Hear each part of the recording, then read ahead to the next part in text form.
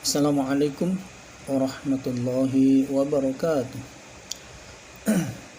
Alhamdulillahilladzi hadana li hadza wa ma kunna linahtadiya laula an hadanallah. Laqad ja'at rusul rabbina bil haqq wa nudu an tilkumul jannatu uristumuha bima kuntum ta'malun. Asyhadu an la ilaha illallah wa asyhadu anna Muhammadan abduhu wa rasuluhu sallallahu alaihi wasallam wa ala alihi wa ashabihi amma ba'du. Saudara-saudaraku kaum muslimin yang dirahmati oleh Allah.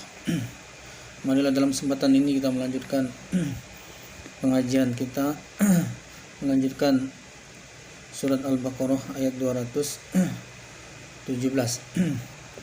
Kami bacakan ayat pertamanya, selanjutnya langsung saja kita maknai. A'udzu billahi minasyaitonir rajim. Bismillahirrahmanirrahim. Yas'alunaka 'anil syahril harami qitalin fihi qul qitalun fihi kabir wa saddun 'an sabilillahi wa kufrun bihi wal masjidil haram wa ikhraju ahlihi minhu akbaru 'indallah wal fitnatu akbaru minal qatl wa la yazaluna yuqatilunakum hatta yaruddukum 'an dinikum in istata'u wa man yartadid minkum 'an dinihi fayamut wa huwa kafirun fa ulaika habitat a'maluhum fid dunya wal akhirah wa ulaika ashabun nari hum fiha khalidun.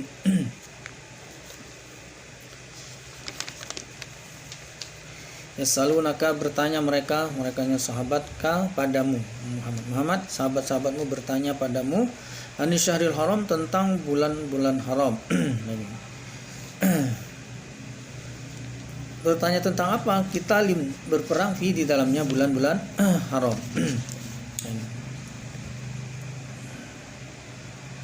Bulan-bulan haram itu bulan Zulqa'dah, bulan Zulhijjah, bulan Muharram dan bulan Rajab. Jadi ada 4 bulan: Zulqa'dah, Zulhijjah, Muharram dan bulan Rajab.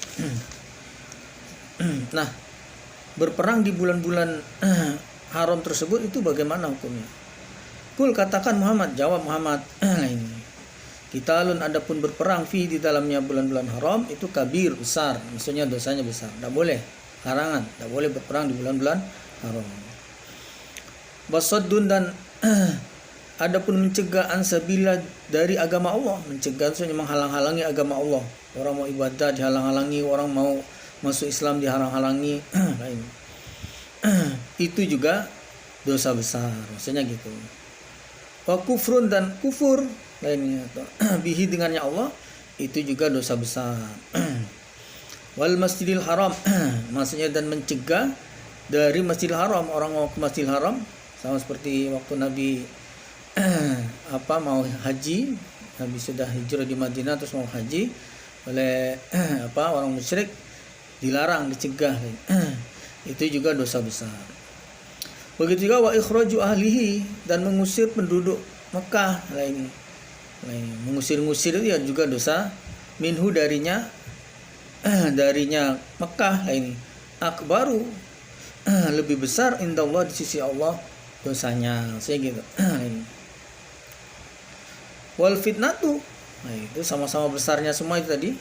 Wal fitnatu, dan adapun kemusyrikan, fitnah di sini kerusakan, yang dimaksud adalah kemusyrikan. Ini rusak yang paling parah, kerusakan yang paling rusak yaitu kemusyrikan. Kenapa kemusyrikan? Akbaru, lebih besar, lebih besar dosanya.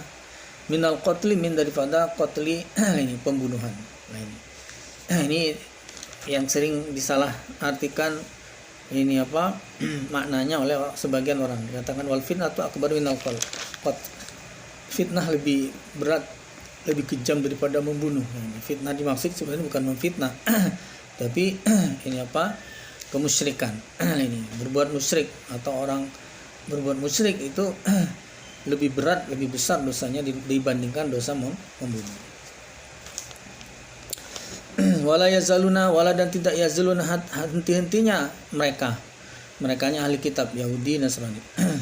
Kenapa? Yuqatilunakum, memerangi mereka pada kalian dalam segala macam bentuk manifestasi perang. Ini perang tidak harus dengan senjata. Nah ini perang pernyataan, perang dengan ini apa hiburan. Ini hiburan jadi perang loh. Hiburan itu misalnya waktu sholat dibuatlah acara hiburan televisi dan sebagainya yang menarik anak-anak, ada yang menarik ibu-ibu, ada yang menarik bapak-bapak, lain gitu. Ada yang menarik nenek-nenek, kakek-kakek, sehingga mereka jam-jam sholat itu ya mereka sibuk dengan tontonan itu. Jadi sebenarnya tontonan itu bisa jadi sarana untuk berperang orang-orang yang ingin menggagalkan, merusak, menghalang-halangi orang iman beribadah.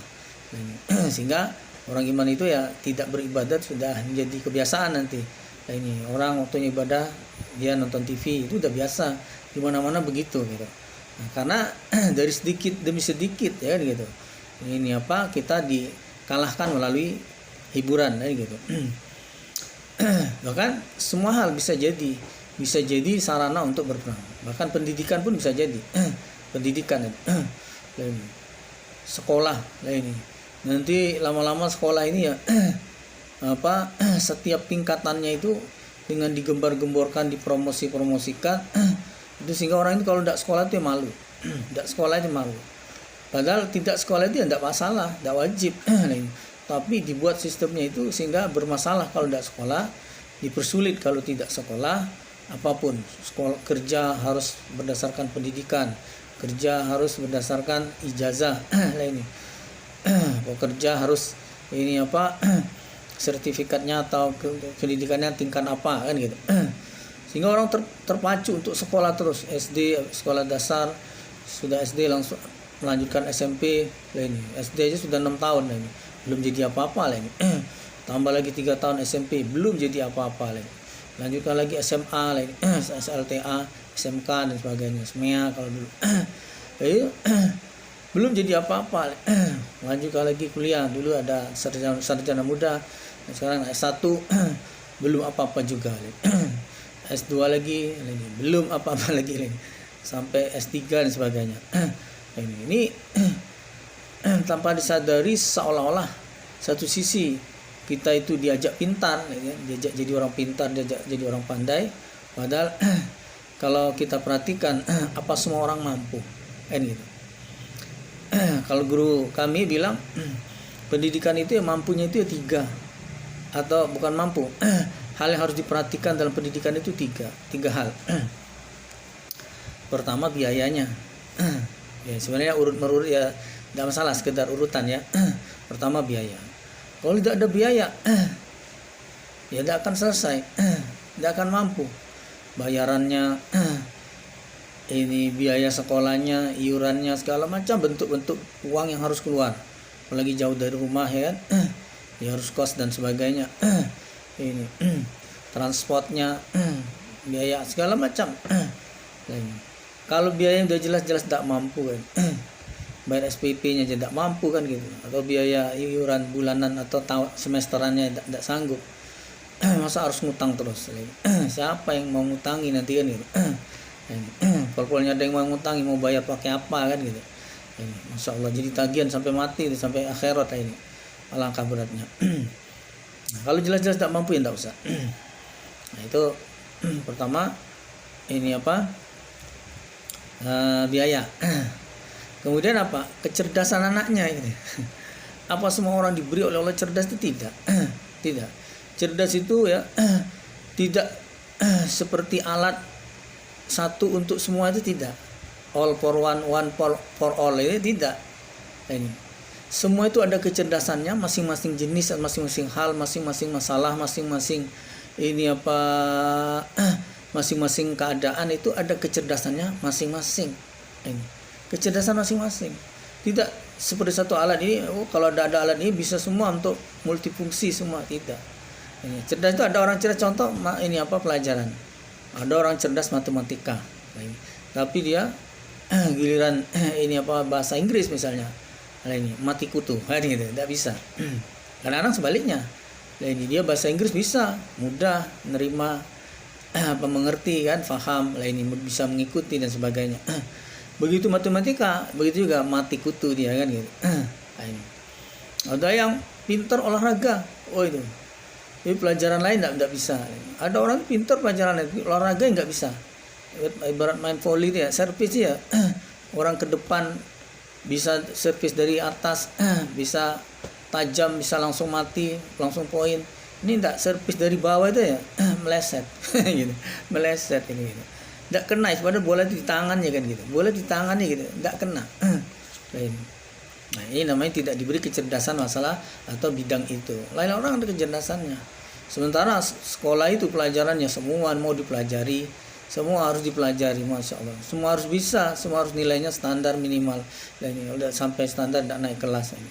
Nah, ini namanya banyak sekali pembuaziran, membazirkan waktu, tenaga, ini apa, harta dan sebagainya. Ujung-ujungnya nanti ya tidak terpakai. Ilmu-ilmu ini kadang-kadang tidak terpakai. Sekolah SMA pelajaran apa selama sekolah itu tidak terpakai. Cuman kalau ditanya tamatan apa kamu, tamatan SMA kan gitu. Cuman terpakainya kalau ditanya tamatan apa, ya dijawab tamatan SMA atau SMK. Tamatan apa saudara? Oh saya sarjana, kan gitu. Cuman ya sekedar sarjana saja, sekedar sarjana saja. Tidak berarti apa-apa. Apa sarjana rezekinya lebih banyak? Ya tidak juga. Ujung-ujungnya tidak ada hubungan sebab akibat antara pendidikan dengan dunia kerja, dengan usaha, dengan rezeki, apalagi rezeki. Rezeki itu yang ngatur itu Allah. Karena tidak harus melalui pendidikan, rezeki diberi lancar banyak oleh Allah. tidak berjalan beriringan, ini apa, otomatis misalnya kalau semakin tinggi ini apa pendidikan maka semakin lancar atau semakin banyak rezekinya, tidak juga. Tidak. Maka ya pendidikan itu harusnya sesuai kebutuhan, sesuai kemampuan kan gitu. Sesuai kebutuhan. Kalau memang kita butuh itu, kita memang pengen istilahnya buka bengkel, berarti kita butuh ilmu tentang perbengkelan itu. Nah ini sesuai kebutuhan, sesuai keperluan dan sesuai kemampuan. Walaupun kita pengen buka bengkel terus kita tidak diberi kemampuan, itu nanti bisa buka bengkel terus buka mesin kan gitu ya. Nah nutupnya nggak bisa, nutupnya nggak bisa. Nah, ini nggak balik kan gitu. Kok lebih nih? Ini bisa dijual ini sisanya. Bukan lebih, ini nggak masuk, salah masuknya itu. Kok ada lebih dari mana? Lebih baut, lebih mur, lebih alat. Nah ini namanya tidak bakat ya, tidak diberi kecerdasan. Nah, ini. Jadi semua hal yang bisa dijadikan sarana untuk perang. Jadi perang dimaksud itu tidak serta merta yang dimaksud itu adalah ini umat Yahudi Nasrani itu selalu menyiapkan senjata untuk nembak kita atau apa, tidak. Segala macam hal termasuk kurikulum ya gitu, pendidikan tadi, hiburan, ini semua hal, gaya hidup dan sebagainya, lifestyle ya. Ini hiburan film dan sama itu, ini memberikan contoh efek yang sangat besar pada anak-anak muda. Ini dari anak-anak ada filmnya, anak muda juga ada, remaja ada filmnya, anak muda ada filmnya. Semua itu mendidik kita ke macam-macam hal ini. Ada yang materialisme dan sebagainya, mendidik kita kepada ini apa, kesuksesan supaya kita jadi orang sukses lain. Padahal kalau dikembalikan dalilnya ini apa, mana bisa semua orang jadi orang sukses itu, mana bisa. Apalagi indikator sukses dimaksud itu ya kaya kan gitu, punya usaha atau punya ini apa, pekerjaan yang mapan kan gitu. Mapan itu bukan dari papan, bukan. Ini punya rumah papan, bukan. Ini bukan. Ya tidak bisa semua orang akan bisa seperti itu.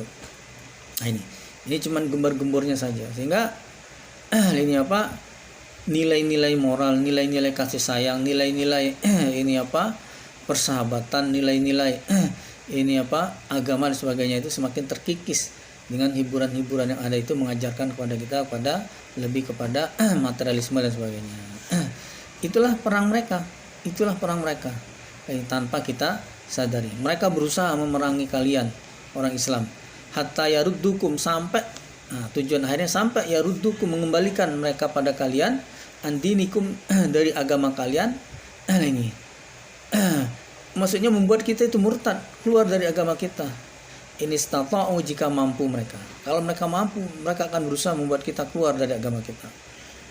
Ini mungkin kalau keluar secara fisik memang menyatakan, membuat pernyataan bahwa saya berhenti dari Islam, menyatakan mundur, lengser dari agama Islam kan gitu. Mungkin tidak banyak kan gitu. Nah, ini beberapa orang saja, orang yang berhasil dipengaruhi sehingga memundurkan diri dari Islam. Lah ini kan lengser dari Islam, lah ini lengser ke Prabuan gitu. Terus pindah agama, ini tidak banyak. Tapi yang paling banyak adalah, dan ini sama saja, jatuhnya sama saja, pindah dengan agama dengan terang-terangan, atau sebenarnya ya dia tidak pindah tapi sebetulnya sudah tidak berada dalam Islam lagi. Ini yang paling banyak. Masih Islam tapi tidak lagi sholat, ini gitu. Masih Islam tapi tidak lagi mengindahkan halal haram, mau haram, pokoknya ambil saja, pokoknya apa ini kalau ada ya, mau halal mau haram mau ini ambil pokoknya. Ini sudah banyak. Ibadah tidak diperhatikan, buru-buru mau benarnya ya kan gitu. Ibadah saja sudah tidak, itu banyak sekali umat Islam. Ibadah saja tidak lah ini. Apalagi mau beribadah yang benar kan. Berarti dia ini secara administrasi saja dia masih Islam, KTP-nya kan gitu. KTP-nya masih Islam.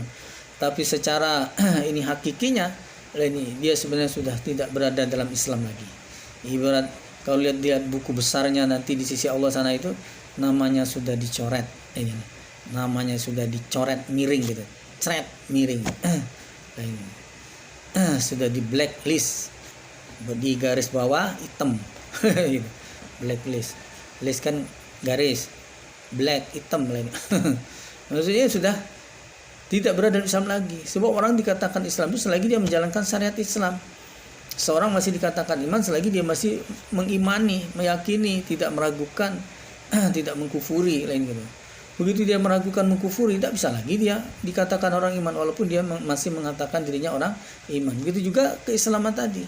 Selagi dia masih menjalankan syariat Islam, maka dia dikatakan Islam oleh Allah, diakui oleh Allah. Ini dia masih orang Islam. Tapi kalau sudah tidak menjalankan syariat lagi, mungkin orang masih menganggap dia ini orang Islam. Ini. Tapi Allah sudah tidak menganggapnya lagi sebagai orang Islam. Maka ini jadi koreksi bagi kita semua. Jangan sampai kita mengaku diri kita orang Islam tapi syariat Islam kita tidak kenal, kita tidak tahu, kita tidak hobi, kita tidak senang, kita alergi dengan syariat Islam, kita tidak senang dengan agama Islam sendiri. Itu akibat kita kalah perang namanya. Kalah perang kita ini sebetulnya. Kalah perang. Kita dibuat, ini contoh, ini tren masa kini ya, tren sudah sejak lama terarah, digiring ke arah bahwa kita menjadi manusiawinya sudah semakin jauh dari kemanusiaannya. Contoh, begitu ada pencuri ketangkep dibunuh rame-rame. Itu tidak bisa dibenarkan. Salah besar itu. Ditangkap saja mestinya. Ditangkap saja, dikembalikan kepada yang berwenang. Ini. Kalau kita bunuh itu apa hak kita membunuh? Karena dia ini orang jahat ini. Orang jahat itu ada hukumannya dan bukan kita yang berhak menghukumnya, ya. Ada pihak yang berwenang yang menghukumnya. Ini membantu menangkapkan saja boleh, bagus ya. Tapi kalau kita langsung menghakimi lah ini, memukul, ya, menendang lah ini, menggunakan alat yang tidak tanggung-tanggung, memukulnya pakai besi, memukulnya pakai kayu lah ini itu sudah menganiaya lah ini. Perasaan kita itu sudah jadi pahlawan. Ternyata nanti di akhirat, ingatlah ini, orang-orang yang sudah menyiksa, baik itu orang jahat, apalagi orang baik. Nanti kita cerita orang baik, cerita orang jahat saja. Asli memang orang jahat, bandit, pencuri, begal dan sebagainya. Tapi mentang-mentang ketangkep terus kita ikut menyiksa, ya gitu. Sementara kita tidak punya hak untuk menyiksanya. Orang punya hak kapan? Seorang punya hak. Kemarin kita sudah bahas. Kalau kita punya hak, boleh. Itu pun tidak boleh, ada batasannya, tidak boleh berlebihan. Misalnya contoh kemarin ditampar kan gitu. Kalau kita ditampar sekali, kita punya hak membalas sekali, kan gitu. Karena ditamparnya sekali. Tidak boleh kita cuma ditampar sekali membalas 3 kali, tidak boleh. Apalagi kita tidak ditampar. Alasan kita membalas. Membalas dari mana? Orang dia tidak nganu kita, tidak menyakiti kita. Ini dia begal siapa? Kita yang menyiksanya. Kalau kita membantu menangkap tuh boleh, bagus itu. Tapi kalau kita ikut menyiksanya, sudah ketangkep, jelas dia sudah tidak berdaya. Ini masih kita pukuli, masih kita ambilkan palu dan sebagainya. Ini ambil palu, ambil parang, ya kan gitu. Ada yang lebih tega lagi adalah ini apa? Motornya dibakar, orangnya juga dibakar. Alangkah jahatnya ini. Alangkah jahatnya ini. Kalau mau dibandingkan dengan PKI ini, kalau tidak mau dianggap lebih jahat, ya kan? Dibilang sama itu ya pantas saja ini. Orang kadang-kadang di Indonesia ini dianggap kalau orang yang tidak bermoral atau orang yang terlalu jahat, tidak berperi kemanusiaan itu dianggap PKI. Nah, orang-orang yang menyiksa orang lain, dia sendiri tidak ada hak untuk menyiksa itu ya kalau tidak mau dibilang lebih berat, lebih parah, lebih jahat, lebih jelek daripada PKI itu, ini minimal sama itu. Kalau tidak percaya, tanya saja, bukan tanya. Kalau tidak percaya, ya tunggu saja nanti di akhirat. Apa Anda termasuk orang yang nanti bebas tuntutan? Apa nanti Anda termasuk orang yang ini apa tidak dipermasalahkan, dianggap benar oleh Allah karena sudah ikut-ikutan menyiksa, ini dan sebagainya. Nah, apalagi kalau yang Anda siksa, yang Anda tangkap, yang Anda ini apa hakimi atau yang Anda hukum itu adalah orang baik. Saya tidak bisa ngomong. Anda harusnya mengerti kan gitu. Kalau menangkap orang baik, linian, terus disiksa, ini.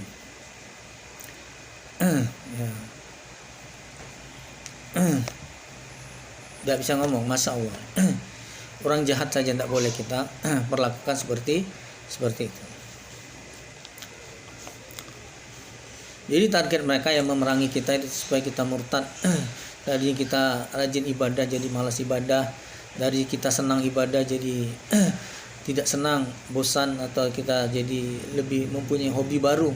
Hobi mendengarkan musik, hobi mendengarkan TikTok, hobi menonton TikTok, hobi menonton video dan sebagainya. Ini apa? Meninggalkan tuntunan hidup kita yaitu Al-Quran. Bacanya kita malas, belajarnya apalagi. Ini apa? Yang kita tonton yang jadikan panutan dalam hidup kita hanyalah hiburan-hiburan itu. Semua hiburan kita tonton, semua hiburan kita jadikan panutan, semua hiburan kita ambil pelajarannya, sedangkan yang jelas-jelas pelajaran, yang jelas-jelas ini panutan Al-Quran dan Al-Hadis, kita tidak mau mempelajarinya, tidak mau memahaminya, tidak mau kita mendalaminya, apalagi untuk ini apa?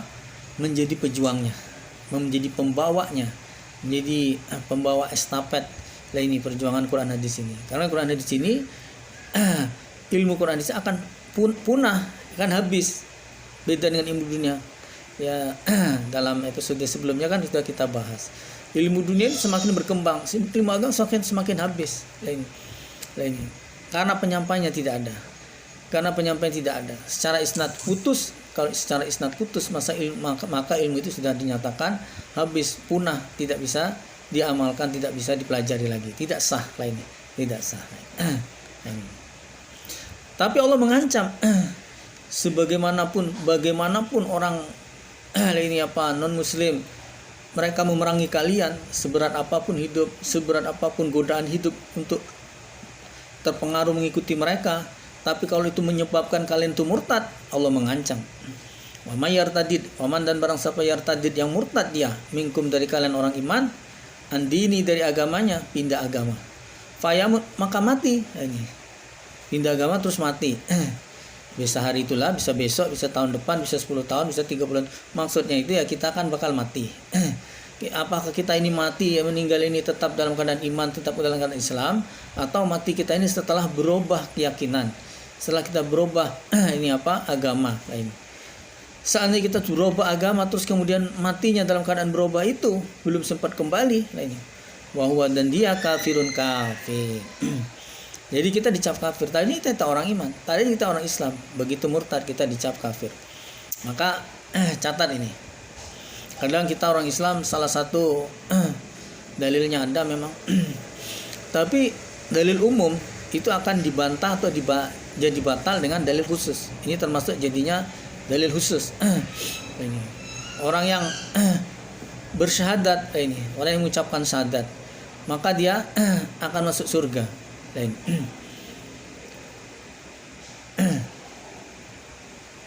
Tapi ini salah satu, nanti akan banyak dalil yang membantahnya, yaitu bersyahadat dengan istiqomah. Dengan istiqomah.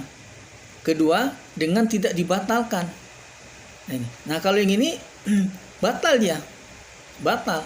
Jadi dia bersyahadat artinya jadi muslim, tapi dia jadi batal kemuslimannya. Jadi batal kemuslimannya. Sama kayak nikah saja. Kalau nikah kan orang semua di mana-mana sudah paham, sudah menerima, tidak ada bantahan bahwa walaupun sudah nikah sah, syarat-syarat nikahnya sudah dipenuhi semua, ini didokumentasikan, disiarkan seluruh stasiun TV misalnya. Tapi begitu terjadi talak ini kan, cerai ini, maka batal nikahnya. Tidak ada misalnya sudah talak itu terus mau berhubungan lagi, punya anak lagi, tidak bisa lagi, nggak bisa, ada aturannya. Ya, talak 1 atau talak 2 nanti dilanjutkan ini. Ini apalagi sudah talak 3 ini, itu ada aturannya, tidak bisa ini. Kan sudah nikah, iya sudah nikah, tapi kan sudah talak ini. Nikah itu ya dalil umumnya, talak itu dalil khususnya. Ini. Kalau sudah talak, walaupun sudah nikah, ya jatuhnya talak, cerai, bisa kan gitu. Maka hak-hak yang tadinya sebagai nikah dihalalkan, dibolehkan, jadi haram, tidak boleh, kan gitu. Nah, begitu juga tadi kita dengan bersyahadat itu jadi muslim, jadi orang iman, jadi orang Islam ini. Tapi dengan kita batalkan sendiri, dengan kita murtad, maka ini hak kita yang harusnya dapat jaminan masuk surga walaupun mungkin belakangan, ini kan banyak yang hobi nih mengambil aliran ini, mungkin aliran baru ini. Aliran dia beribadah ya malas, beribadah ya sungkan, beribadah ya dia tidak hobi, tapi dia percaya dengan agama Islam tapi tetap pengen masuk surga. Tapi walaupun dia ini milih masuk surga belakangan. Masuk surga belakangan tahu nggak? Masuk surga tapi neraka dulu. Ini aliran baru. Banyak orang yang tetap pengen masuk surga tapi belakangan. Biarlah masuk neraka tidak apa-apa, yang penting akhirnya masuk surga. Itu ada kondisinya, yang ada yang seperti itu. Nanti kita bahas. Kalau untuk bahas itu terlalu panjang. Ini. Tapi kalau yang termasuk yang dibatalkan ini tanpa dia sadar, ini berarti dia sudah membatalkan. Murtad secara fisik, dia menyatakan dirinya sudah keluar dari Islam, berarti itu batal. Atau sebetulnya dalam hatinya sendiri, tanpa dia ucapkan, tanpa dia umumkan, tanpa dia ada laksanakan konferensi pers bahwa saya umumkan bahwa sejak detik ini saya tidak lagi jadi muslim. Tapi saya ganti nama gitu. Itu mungkin kalau namanya muslim terus ganti namanya ini Muhammad itu ganti namanya.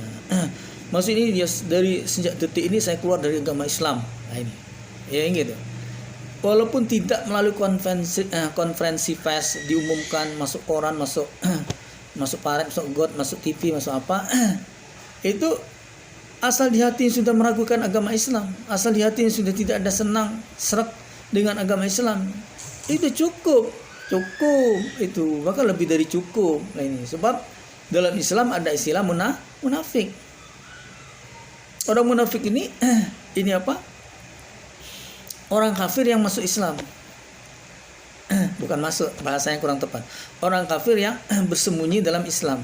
Ini orang kafir. Kafir itu apa? Ya sama seperti orang kafir lah.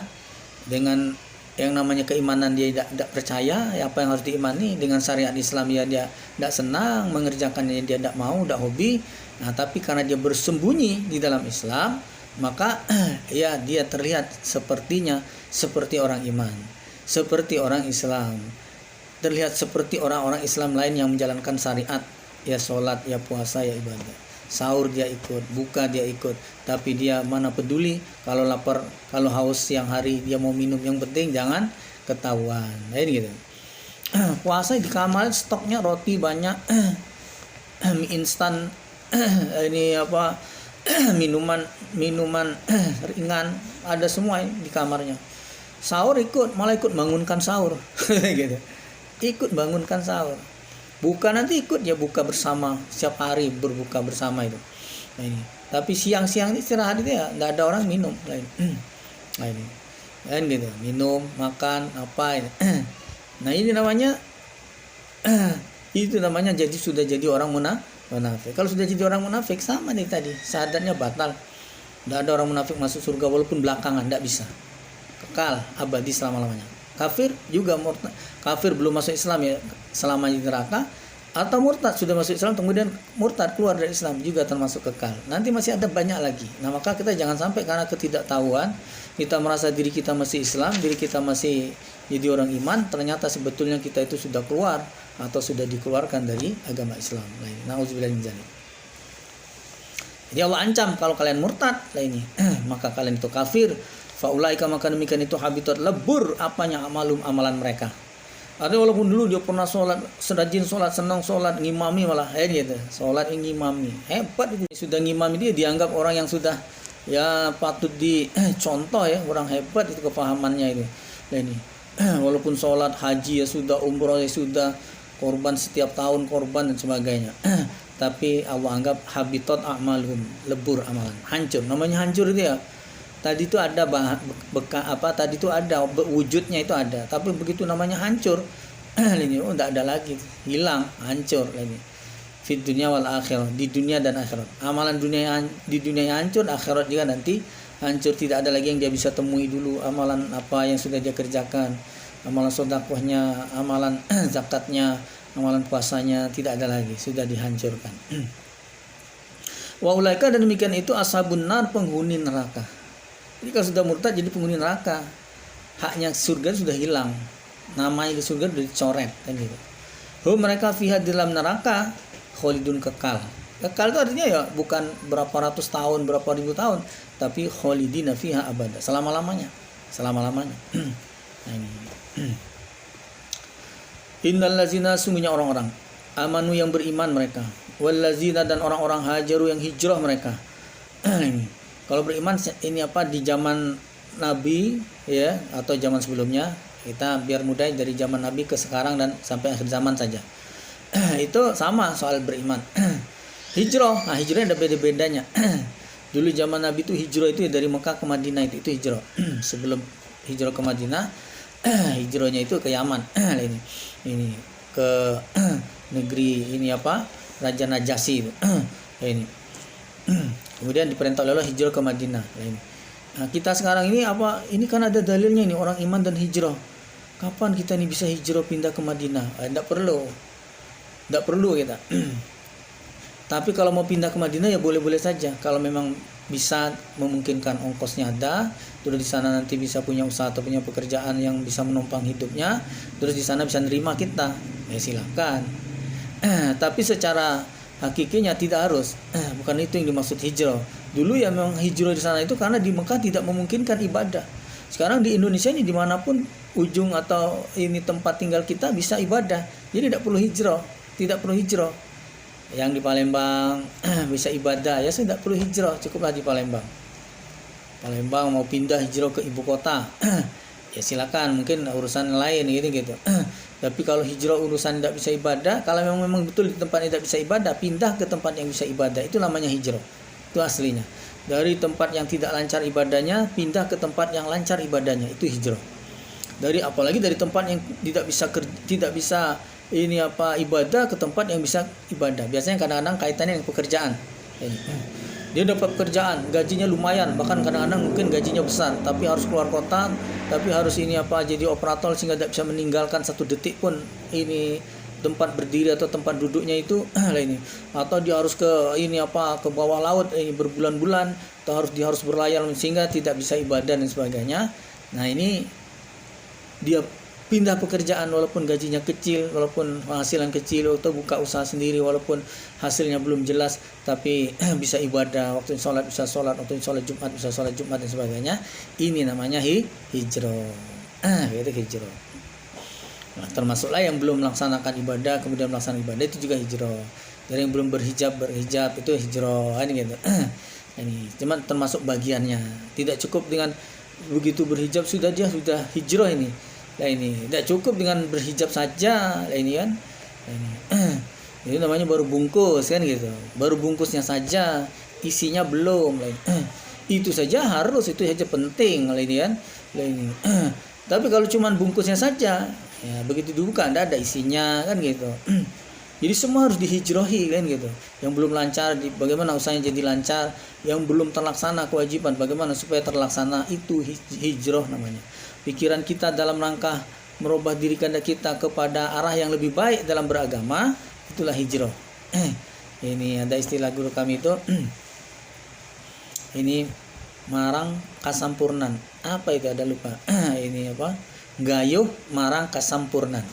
Jadi berusaha ke arah ya kesempurnaan, ngarah ke arah yang lebih baik ini gitu. Ini. Dari sholat subuhnya kesiangan terus, bagaimana usahanya supaya tidak lagi kesiangan. Nah ini tidak lagi kesiangan. Dari sholatnya terlambat terus, nah berusaha bagaimana tidak terlambat. Nah, ini. Dari sholatnya sendiri-sendiri, bagaimana usahanya bisa sholat berjamaah. Dari sholatnya berjamaah tapi kloter ke 30 dan selanjutnya ini ya berusaha sholat berjamaah tapi kloter pertama setelah azan qomat yang pertama itu. Ini namanya hijrah. Nah kita semua itu kalau dikembalikan kepada diri kita masing-masing, apa kita sudah ke apa yang kelas fit, kelas yang ini utama tadi, bahwa semua sudah, mungkin kita belum, maka yang belum kita masing-masing berusaha untuk mengarah, semakin mengarah gayuh marang kasampurnan itu. Ini.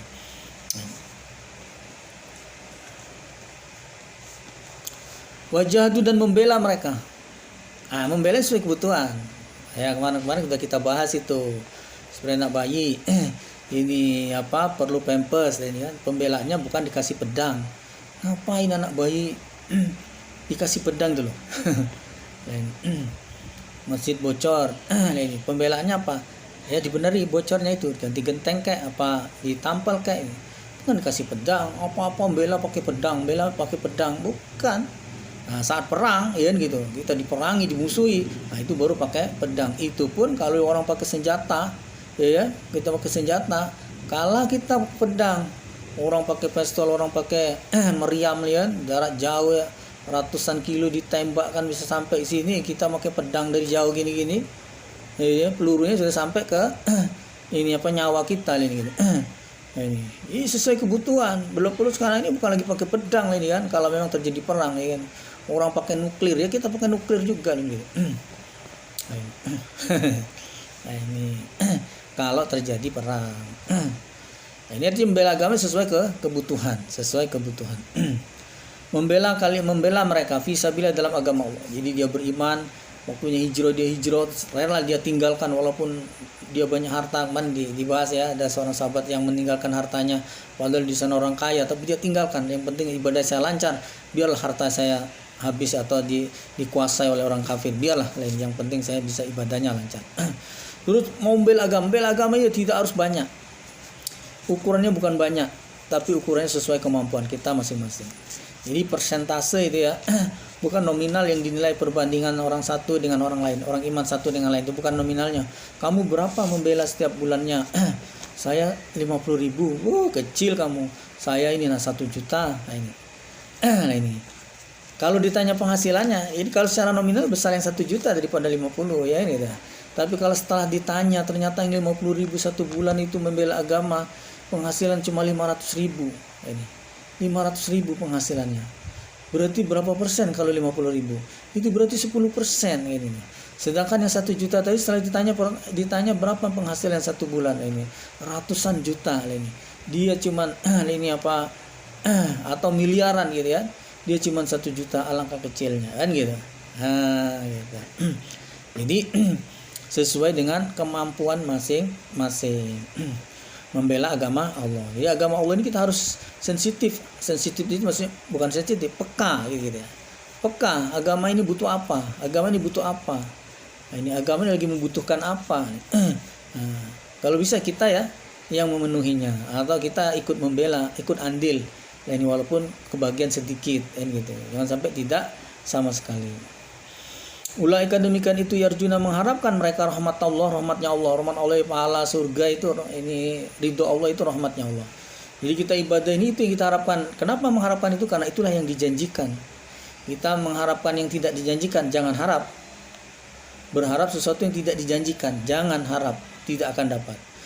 Berharap sesuatu yang dijanjikan, lah ini kalau bukan kepada Allah, kepada manusia, itu pun belum tentu. Tapi kalau kepada Allah, tidak boleh kita tidak percaya. Kalau Allah menjanjikan, pasti. Nah ini Nah, kalau kita tidak mau, alangkah hebatnya kita. Allah menjanjikan surga, rahmatnya itu berupa surga. Ridha Allah kita, ya saya tidak mengharap apa-apa ya Allah. Saya beribadah saja, saya tidak mengharapkan apa-apa. Jangan nyesal nanti di akhirat betul-betul tidak dapat apa-apa. Sombong bener orang ini. Dijanjikan surga, tidak mau saya Allah. Nah ini saya cuma penting ibadah saja. Saya dikasih surga, oke, tidak dikasih tidak apa-apa. Iya Pak, begitu tidak dikasih bener nangis nanti di akhirat. Tidak dikasih, nangis dia. Kenapa orang dikasih surga saya tidak? Katanya kamu tidak dikasih tidak apa-apa, kan gitu. Mana kamu ini? Nah, ini. Jadi kita berharap yang dijanjikan itu tidak ada salahnya sama sekali. Yang tidak boleh itu pamrihnya kepada manusia, ibadahnya kepada Allah, pamrihnya kepada manusia. Atau kadang-kadang seperti sedekah yang membantu sama manusia. Sebenarnya itu kan ibadah. Tapi membantu kepada manusia ini berharap pada manusia itu yang atau yang akan membalas pada kita, itu namanya pamrih kepada manusia. Tidak boleh membantu manusia berharap pahala pada Allah. Menolong manusia berharap pahala pada Allah. Itu boleh, itu benar. Kita membantu Allah ya tidak. Seberapa hebatnya kita membantu Allah. Allah sampai mengistilahkan membantu agamanya itu ya, membantu sebenarnya intan sullah, jika kalian menolong agama Allah. Ini menolong agama Allah itu sebenarnya ya ini apa, bukan menolong Allah sebetulnya, menolong diri kita sendiri. Wa in jahadu fa inna yujahidu li nafsi. Wa in jahada fa inna yujahidu li nafsi. Kalau kamu membela berarti sebenarnya kamu itu membela untuk diri, manfaat untuk dirimu sendiri lah, ini bukan untuk Allah. Tidak terus Allah tambah jaya, Allah tambah ini apa, cemerlang, tambah bersinar dengan kita bantu, dengan kita saudara. Tidak. Situ membela diri kita sendiri itu, membela diri kita sendiri. Nah, mereka mengharapkan rahmat Allah ini karena Allah, ibadah kita jangan lupa karena Allah. Maka ada dalil apa? Innamal a'malu binniyat, sesungguhnya amal tergantung niat itu. Ini apa? Maksudnya itu. Nah, ini perlu dijelaskan sedikit. Kadang orang salah pengertian tentang innamal a'malu binniyat. Yang mana yang salah? Saya contohkan yang salah. Yang salah begini. Dia berbuat sesuatu yang dilarang agama. Berbuat sesuatu yang tidak ada dasarnya dalam agama. Diniati ibadah, salah. Salah. Nah, ini salah. Nah, ini ibadah ini harus ada dasar. Nah, ini tidak asal berbuat apa saja yang penting diniati ibadah. Tidak bisa. Tidak bisa. Yang ada perintahnya, contoh misalnya mencari nafkah. Ada perintahnya itu. Larangannya tidak ada, perintahnya ada. Kita tidak dilarang kamu tak boleh mencari nafkah. Jadi gimana? Tunggu saja nanti ada rezeki datang. Ya tidak. Nafkah itu disuruh dicari. Mak Isa itu dicari. Ini. Bukan maknya si Isa, bukan. Mak Isa itu dicari, penghidupan itu dicari. Tinggal nanti Allah memberi. Ini. Jadi Mak Isa itu dicari. Ini ada perintahnya. Jadi diperintahkan kita untuk mencari Mak Isa itu. Mana tadi?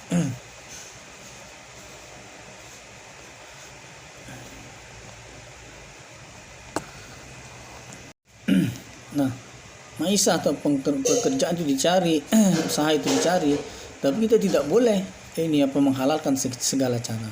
Menghalalkan segala cara, yang penting diniati karena Allah, atau diniati untuk mencari nafkah atau menghidupi keluarga. Ya tidak boleh, tidak dibenarkan. Jadi ya ada dasar perintahnya, kemudian tidak boleh ini apa bertentangan dengan ini aturan-aturan yang sudah Allah berikan untuk dalam hal mencari nafkah itu. Jadi contoh yang ibadah tadi, ini kita misalnya membaca atau mengamalkan sesuatu, ini untuk apa gitu, ini. Nah, dan itu tidak ada contohnya dari Rasul, gitu. Tidak ada contohnya dari Rasul. Terus yang penting kita niati ini ibadah, ini. Ya tidak boleh, tidak seperti itu. Ini. Hampir segala hal dalam kehidupan ini, dalam urusan ibadah itu sudah dicontohi semua oleh Rasul. Semua hal. Jadi sholat itu dari A sampai Z, ya, seperti kemarin sudah dibahas. Ini soal mengurusi kematian dari A sampai Z. Semua itu sudah ada. Nah di sela-selanya ini, nah ini jangan tidak usah kita tambah-tambah lagi. Tidak usah kita tambah-tambah lagi, tidak usah kita kurangi, apa adanya saja. Jadi tidak bisa asalkan niat karena Allah. Jadi maksudnya tergantung niat itu seolah-olah yang penting niatnya ibadah, yang penting niatnya baik. Ya, tidak. Maksudnya kalau sudah yang lain benar, maka tergantung niatnya. Syariatnya sudah benar, ada perintahnya, ada contohnya, dikerjakan perintah bersolat, contohnya dikerjakan, mengikuti contoh. Nah, tergantung niat berarti. Walaupun sudah sholat yang dia kerjakan sholat, ada perintahnya. Ini, kalau mencuri kan ada larangannya, bukan ada perintahnya. Itu sholat, memang ada perintahnya. Kenapa kamu sholat? Memang ada perintahnya. Kenapa sholatnya begitu? Ada contohnya. Rasul seperti ini sholatnya, kan gitu. Nah, berarti Anda tinggal tergantung niatnya. Kalau ada perintahnya terus ikuti contohnya, ini apa niatnya karena Allah, maka berarti benar. Tapi walaupun ada perintahnya, sholat jelas ada perintahnya. Sholatnya seperti yang dicontohkan oleh Rasul, dikerjakan seperti sunnahnya. Ini. Tapi niatnya tidak karena Allah, ini supaya dianggap bahwa sholatnya benar saja, ini ya salah. Ini itu dimaksud tergantung niat itu. Apabila yang lain benar tapi niat tidak benar, jadi salah. Ini. Tapi kalau cuma niat saja tidak cukup, tidak bisa. Niatnya benar, niatnya karena Allah. Tapi sholatnya atau ibadahnya tidak sesuai dengan tuntunan Rasul, ya tidak benar. Apalagi berbuat itu, kalau sholat tadi ada perintahnya, berbuat sesuatu yang tidak ada perintahnya, tidak ada lagi contohnya juga dari Rasul, terus cuma niat saja, oh tidak benar. Jadi 3. Ini namanya 2 lawan 1, ya salah satu nih, cuma niatnya saja benar. Ini perintahnya tidak ada, contohnya tidak ada. Ini gitu. Jadi perintahnya ada, contohnya dikerjakan, tergantung niatnya. Kalau niatnya juga benar, maka benar. Tapi walaupun ada perintah, ada contoh, tapi niatnya tidak benar, jadi rusaklah walaupun perintah itu dikerjakan sesuai perintah dan sesuai contohnya, karena niatnya tidak benar. Nah, maka kita niat pun harus benar. Ibadah kita harus ada dasar, terus ada contoh yang dikerjakan oleh Rasul, itu baru benar. Jadi ibadahnya harus mengharapkan rahmat Allah, itu bahasa lainnya.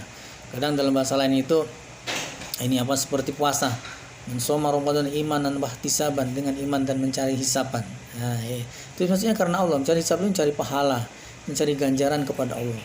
Dan mencari pahala untuk apa? Nilai tukar pahala itu adalah surga.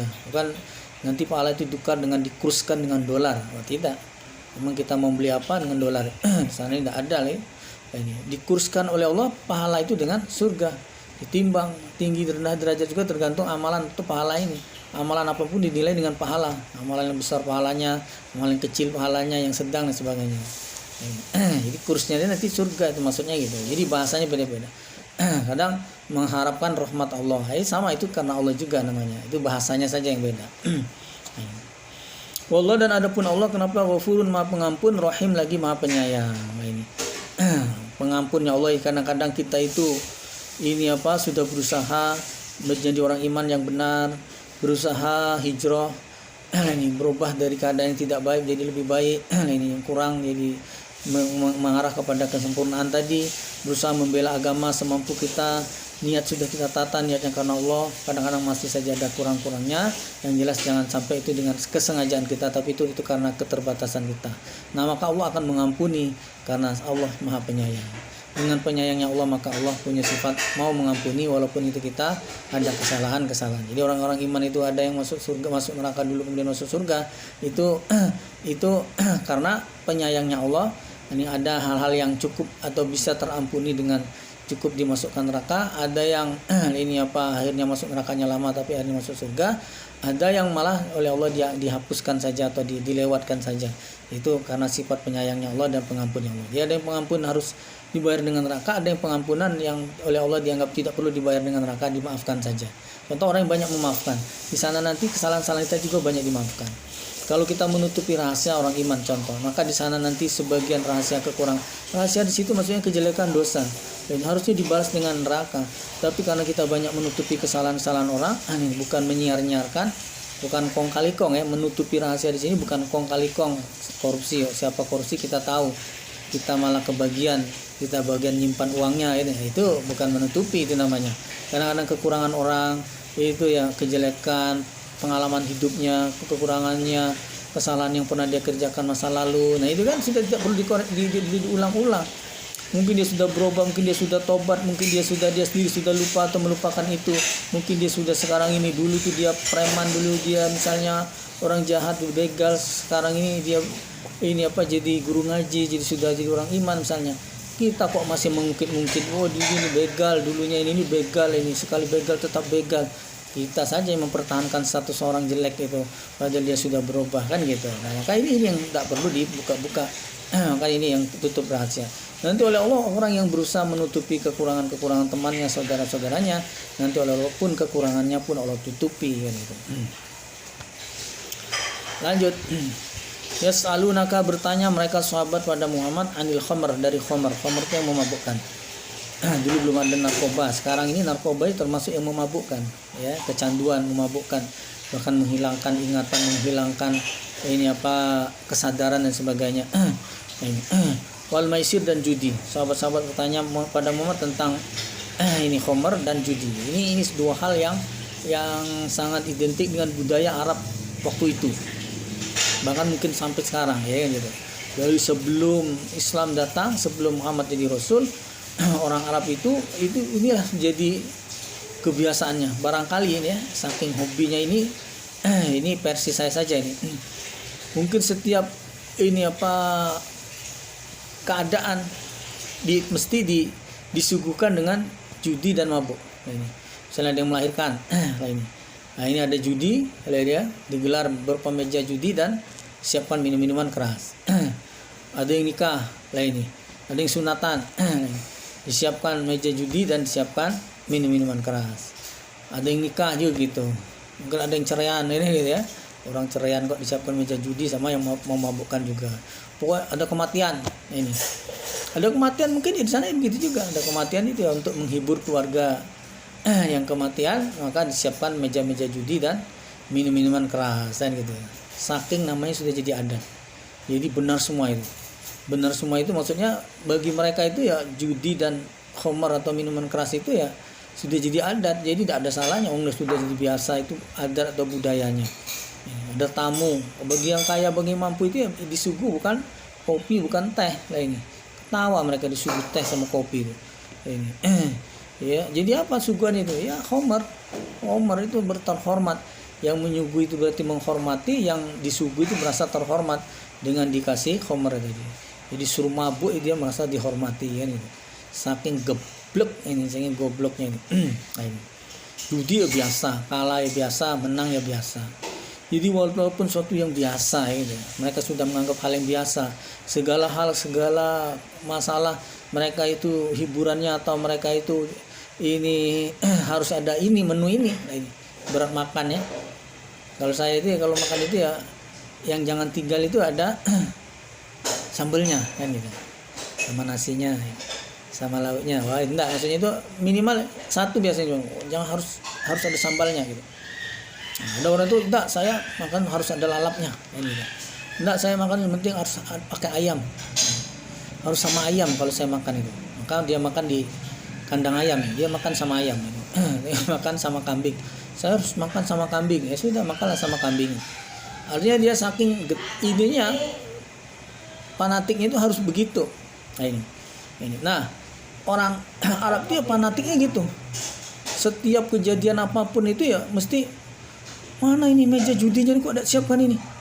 Tak menghormati tuan rumah, tak menghormati tamu ini. Ini kita ada kematian kok tak siapkan meja judi. Mana minuman yang mabukkan ini? Ini baru dikit, beli lagi, harus banyak. Biar orang mabuk semua ini. Ini namanya sudah saking fanatiknya gitu. Ada kematian ya judi, mabuk. Ada yang kawin, judi, mabuk, dan Masya Allah. Dan itu merasa benar dia. Merasa benar karena sudah adat yang sudah barangkali dianggap dari zaman Nabi Adam barangkali. Padahal tidak, itu baru-baru saja itu, paling baru berapa ratus tahun kan gitu. Nah, ini jadi sudah saking melekat atau saking sudah mendarah dagingnya budaya minuman keras dan judi itu sudah dianggap biasa. Dosa, mana ada dosanya? Hal itu sudah jadi adat, tidak dianggap dosa, tidak dianggap salah pun tidak, apalagi dosa. Menang ya dianggap halal rezekinya, lain kan. Kalah ya dianggap ya berarti kamu belum beruntung gitu.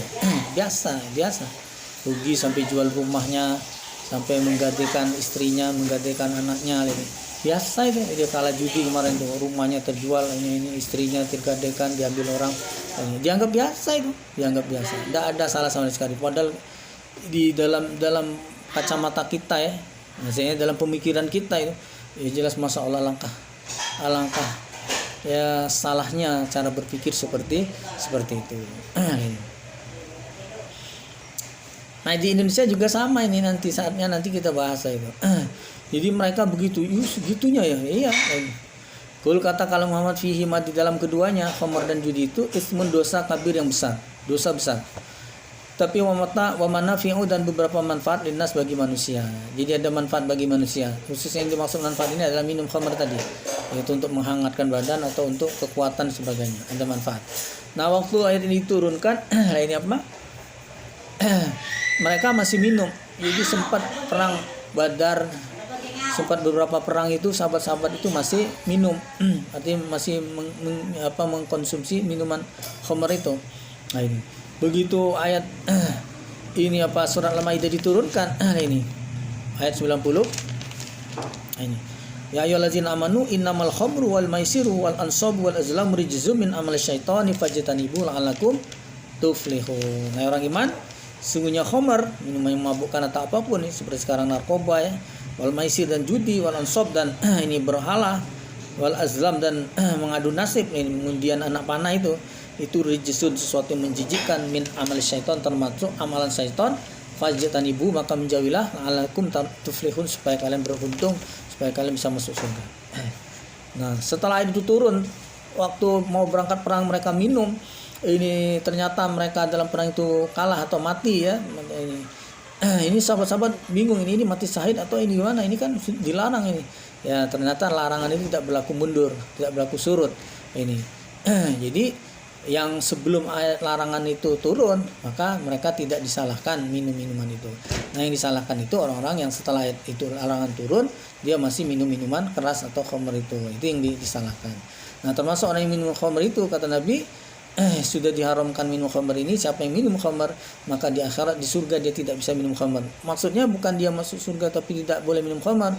Begitu dia mau minum khamr ditepiskan gitu. Boleh minum khamr tidak dikasih.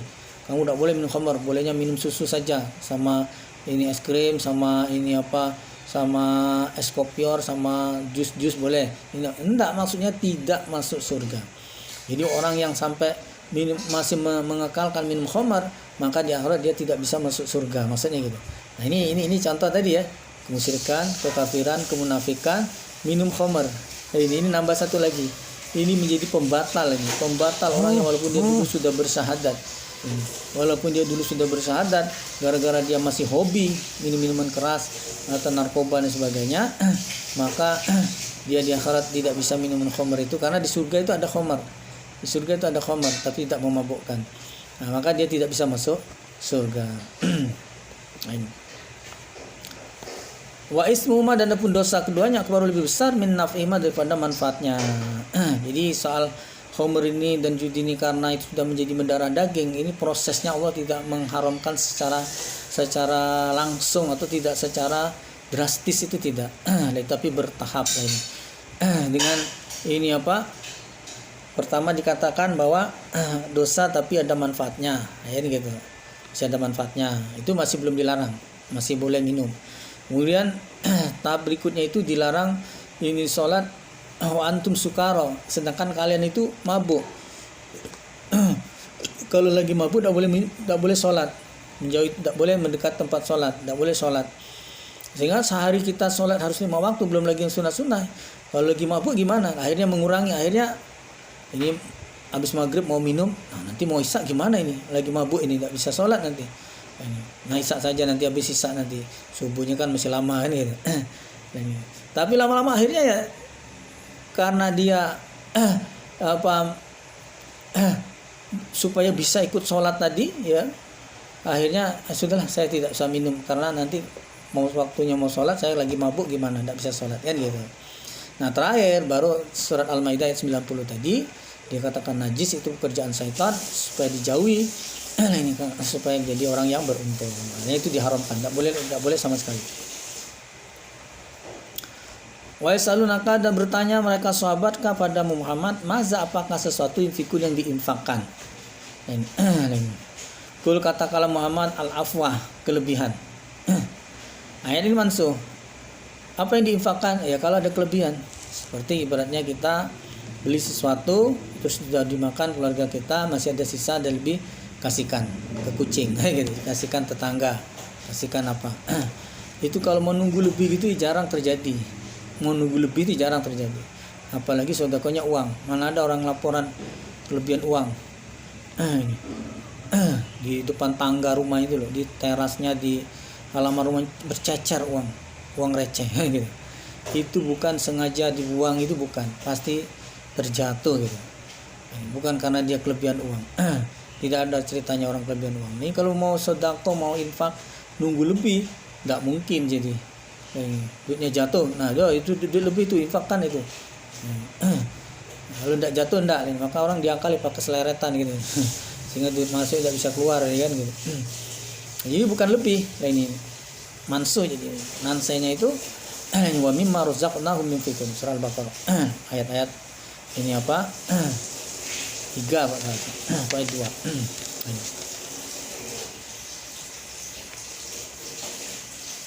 Ayat 3.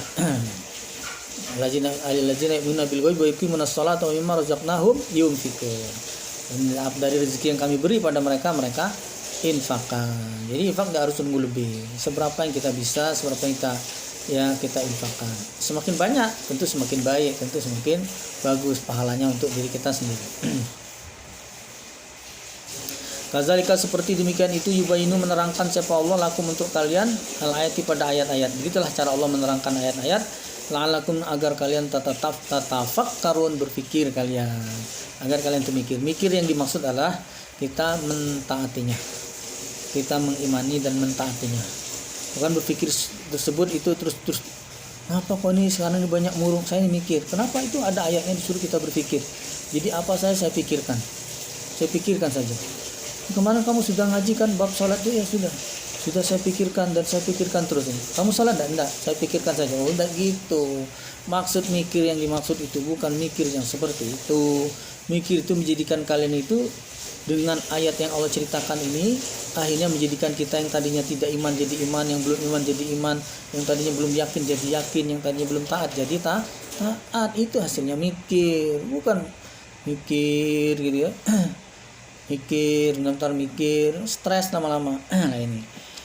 Jadi bukan seperti itu ini maksud mikir. Jadi mikir yang dimaksud itu menjadikan dia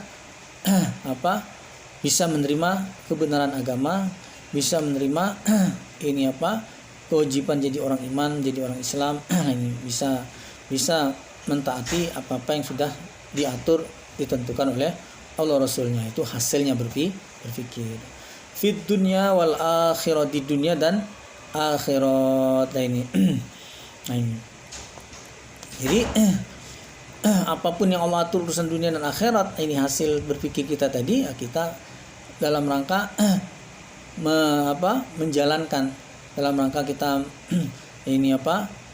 berusaha ayat-ayat Allah itu kita indahkan gitu. Kita indahkan, itu artinya yang perlu dilaksanakan, perlu ditaati dan sebagainya. Wa yas'alunaka, bertanya mereka sahabat pada Muhammad, anil yatama, tentang anak yatim. Gimana itu anak yatim itu? Apa kita buang saja, kita ekspor saja ke luar negeri? Kul, katakan Muhammad, islahun, adapun berbuat baik, lahum, pada mereka anak yatim, itu khair, itu baik, bagus. Jadi berbuat baik pada anak yatim itu bagus. Nah, ini bahkan di hadis dikatakan, kata Nabi, saya dan pengurus ini anak yatim itu seperti ini di surga. Maksud itu berdekatan, surganya tinggi, pahalanya besar. Orang yang ngurus anak yatim itu tidak jauh dengan Nabi, sama-sama di surga. Mungkin bisa jadi ya Nabi yang surganya lebih tinggi kan gitu ya di sini. Tapi jadilah, yang penting masuk surga kan gitu. Artinya ini adalah termasuk amalan, termasuk pahala, termasuk perintah agama. Bahkan di surat Al-Maun dikatakan allazina orang yang mendustakan agama. Ini al-talazu kazubiddin fadzalikal ladzi yad'ul yatim. Tahukah kalian siapa pendusta agama? Yaitu orang yang menyia-nyiakan anak yatim. Artinya nyiakan di sini ada anak yatim di sekitarnya tapi dia tidak urus, tapi dia tidak bantu, tapi dia tidak mengayominya. Ini malah justru sebaliknya, mengobjekkannya dan menyakitinya. Diberdayakan, suruh jualan, duitnya setoran kepada dia. Ini namanya mengeksploitasi, itu namanya. Dan jika tukhalituhum, ini mempergauli kalian pada mereka, fa ikhwanukum, maka anggaplah seperti saudara kalian. Nah, jadi orang lain tadinya anak yatim itu, tapi karena amanah agama bahwa anak-anak yang tidak ada bapak ini adalah harus kita urusi ini, maka saking merasa dekatnya itu dianggap saudara sendiri. Adik, ini kan. Kalau umurnya tidak jauh, kalau gak jauh dikit anak, ini panggil nak kan gitu. Seperti saudara sendiri. Wallah, dan adapun Allah. Jadi bagus Islam ini. Jadi tidak disuruh kita itu ngurusi orang-orang kaya saja, ngurusi orang-orang cantik ayu-ayu saja, tidak. Anak-anak yatim tidak berdaya seperti itu diurusi. Diurusi.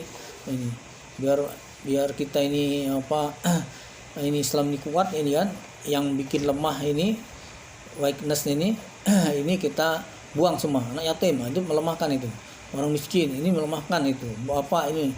Jadi kita kalau ada orang miskin, anak yatim ini kita sembelih saja, kita buang saja, biar ini Islam ini kuat lah ini kan, terdiri dari orang kaya yang kuat, yang pintar, yang tidak begitu.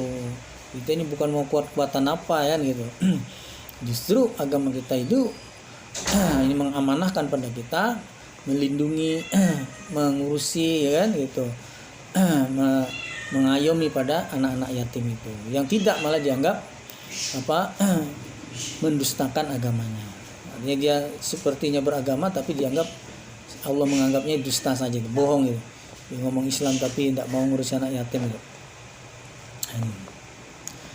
Allah, dan adapun Allah, kenapa Allah yang alamu mengetahui, dia al-mufsida, pada yang berbuat kerusakan, minal muslim, dibandingkan orang yang berbuat baik. Maksudnya mengurus anak yatim tadi. Kita sekarang kadang lihat ini di pinggir jalan itu ada rumah yatim, ini panti sosial anak yatim, ini orang telantar semuanya. Ini seolah seperti baik, memberi tempat, mengurusi, memberi makan dan sebagainya, disekolahkan dan sebagainya. Tapi kadang-kadang ini justru disalahgunakan. Gini. Ini dana yang masuk itu ya lebih banyak digunakan untuk yang ngurusi, bukan untuk anak yatim itu. Ini padahal aslinya untuk mereka, mereka yang ngurusi harusnya ya bil ma'ruf ya seperlunya, secukupnya saja, tidak berlebih-lebihan, tidak malah lebih baik, lebih banyak. Ini gitu. Berat makan ya memang karena kita mungkin anak yatim masih kecil, kita ini orang dewasa, satu porsi, dia mungkin satu porsi bagi dua, karena diberi satu porsi malah tidak habis. Dan gitu, harus sama ini hak dia ini, satu orang diberi 2 porsi malah mubazir, dibuang-buang. Ya enggak, yang jangan sampai itu ya, dia diberi secukupnya gitu, giliran kita mewah-mewahan gitu. Dia dikasih nasi serba 10.000, sedangkan kita itu ya ini makannya itu di tempat all can you eat ya, bisa makan bebasnya itu, jadi bayarnya mahal. Pakai duit anak yatim ini gitu.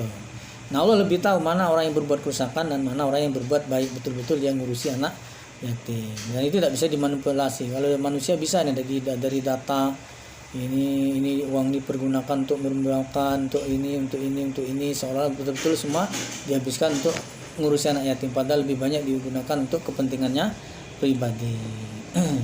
Manusia mungkin bisa diakali, tapi Allah jelas tidak bisa. Walau dan seandainya Syah mengendaki siapa Allah, la'anatakum, bisa memberatkan Allah pada kalian. Kalau Allah mau, bisa saja Allah memberatkan pada kalian. Ini artinya anak yatim itu betul-betul harus diurusi dengan harta kalian. Jadinya berat kayak ini. Nah, sebagian dari anak yatim itu kadang-kadang diurus itu dengan harta anak yatim itu sendiri. Seperti misalnya orang tuanya meninggal, bapaknya meninggal, tapi meninggalkan waris. Nah, yang ngurusi anak yatimnya ini tadi menggunakan harta warisnya tadi selama dia kecil, ya, untuk keperluan makan, minum, pakaian, tempat dan sebagainya. Untuk mengurusi anak itu, dan dia sendiri kalau memang dia mampu ya dia tidak boleh menggunakan. Kalau dia tidak mampu ya boleh menyiapkan makanan, dia sendiri boleh makan. Memberi makan untuk anak-anak itu dia sendiri dibelikan juga pakaian karena ngurusin anak-anak itu. Nah, itu namanya bil ma'ruf. Boleh lah ini.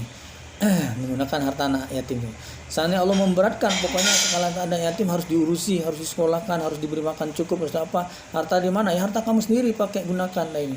Nah, itu jadinya berat ini. Nah, maka Allah tidak memberatkan pada kita. Allah kalau seandainya mau memberatkan bisa saja tadi. Seandainya Allah menghendaki mau maksudnya mau memberatkan kita, Allah bisa saja memerintahkan pada kita yang penting anak yatim harus terurus. Lah ini walaupun dengan menggunakan harta kalian. Nah, kadang-kadang pengurusnya kan dia menggunakan hartanya. Pertama tadi harta anak yatim yang diwarisi dari orang tuanya, kadang-kadang dia meminta bantuan kepada orang agnia, orang kaya. Dan boleh-boleh saja lah ini untuk anak itu dan dia mengurusinya. Nah, ini itu boleh saja. Yang penting jangan ini atas namanya saja anak-anak itu, tapi sebetulnya untuk dirinya. Innallaha sesungguhnya Allah azizun maha perkasa, hakim lagi maha menghukumi. Ini Allah pasti menang. Kalau kamu ngakali, kalau kamu berbuat jelek tapi walaupun kamu ngomongnya baik, dianggap baik sebagainya, tapi Allah maha perkasa, tidak akan mungkin bisa dikalahkan dengan akal-akalan kalian seperti itu. Allah pasti akan menghukumi. Hukumnya tidak ada lain kalau yang bentuk-bentuk penyelewengan seperti itu adalah akan dimasukkan ke dalam neraka.